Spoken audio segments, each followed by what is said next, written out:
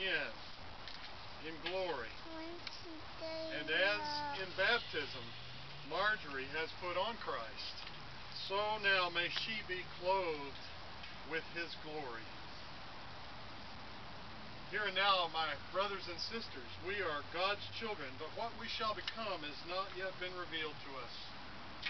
We know that when he appears, we'll be like him, for we shall see him as he is. We who have this hope are purified as Christ is pure. Jesus said, I am the resurrection and the life. Those who believe in me, even though they die, yet shall they live. And whoever lives and believes in me shall never die. I am Alpha and Omega, the beginning and the end, the first and the last.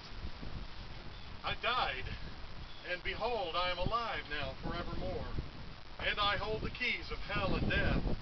And further, because I live, you shall live also, says the Lord. I greet you in the name of the risen Christ. Boy, how do you follow George Beverly Shea singing How Great Thou Art? That's big, isn't it? And you don't get to choose a day like this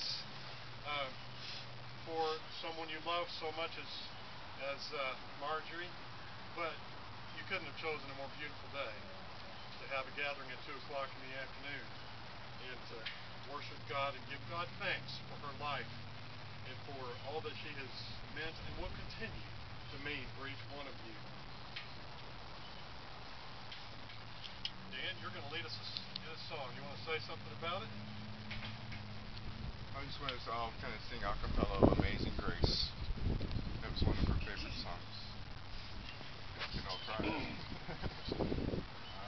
Amazing grace, how sweet the sound that saved a wretch like me. I once was lost, but now am found. Was blind, but now I see. Very good. Beautiful.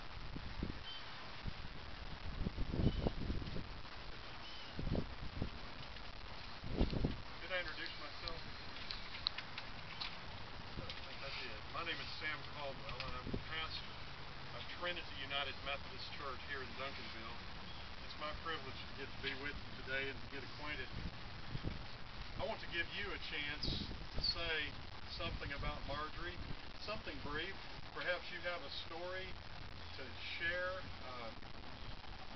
a story that will bring some tears or some laughter. And we want to welcome that and give an opportunity, especially since I didn't get to know her other than through you. I have some things that the family shared with me that I would like to read and share, some details about her life and her witness and her ministry alongside her husband. And I want to share those things with you, and then I want to give you a chance to speak. So you can be thinking ahead about it. If nobody speaks, that's okay, but I want to give you that opportunity. Marjorie Maxine Allen Morgan was 87 years old, lived in Corona, California. She ascended to the heavens on January 25th of 2011 after living a life as wife, mother, and minister's wife.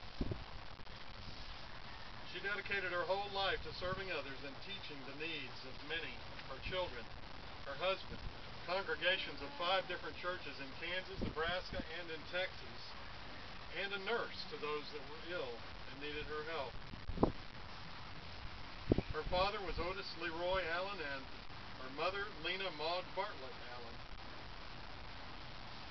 They gave birth to Marjorie on September 28th of 1923, where she grew up on the farm and talked many times of the farm work, especially milking the cows, and how she loved to help her father with the farm chores.